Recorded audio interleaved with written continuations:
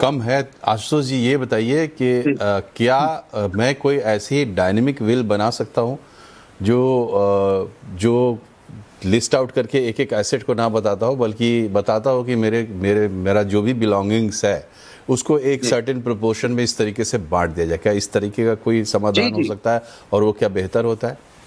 बिल्कुल बिल्कुल। आप हर एक अपने प्रॉपर्टी को, चाहे वो मूवेबल हो इमूवेबल हो, आप उसमें शेयर बिल्कुल डिफाइन कर सकते हैं।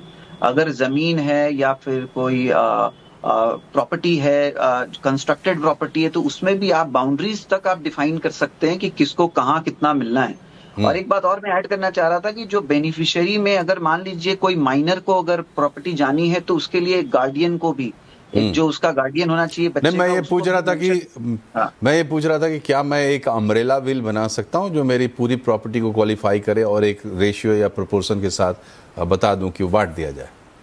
जी, जी। देखिए, आप बिल्कुल बना सकते हैं, लेकिन क्या होता है कि वक़्त के साथ सिचुएशन भी बदलता रहता है। अब जैसे किसी महिला ने विल बनाया, उस समय उसकी शादी नहीं हुई थी, बाद में उसकी शादी हो गई, तो वो हो सकता है उसमें कोई चेंजेस करे। फिर हो सकता है उसके बच्चे हो गए, फिर उसमें वो कोई चेंज करे। हो सकता है उसने एडिशनल प्रॉपर्टी ले ली, तो फिर उसको वो ऐड करना होगा कि ये प्रॉपर्टी अब किसको जाएगी। हो सकता है कोई प्रॉपर्टी उसने बेच दी, जैसे मेरे मित्र ने भी बताया, तो फिर जो है वो प्रॉपर्टी अब है नहीं। तो इसके लिए टाइम टू टाइम जो अमेंडमेंट है उसको कॉडिसिल बोलते हैं, वो ठीक है, कॉडिसिल को ऐड किया ठीक जा है सकता शरद